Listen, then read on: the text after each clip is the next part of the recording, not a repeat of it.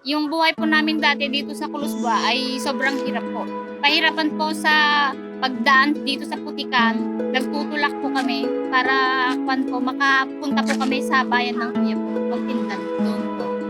Nakatulong po ito at napabilis po yung proseso para po sa pagpunta namin dun sa lugar po na gusto namin puntahan. In case of emergency, mapapadali na lang po yung punta po namin, destination po namin kung saan po kami pupunta. Mas madali na lang po silang pumasok dahil semento na po yung daan, hindi na sila mapuputikan, hindi na nila bibitbitin yung mga sapatos, tsinelas, puwede silang magsuot ng magandang nila kasuotan para hindi sila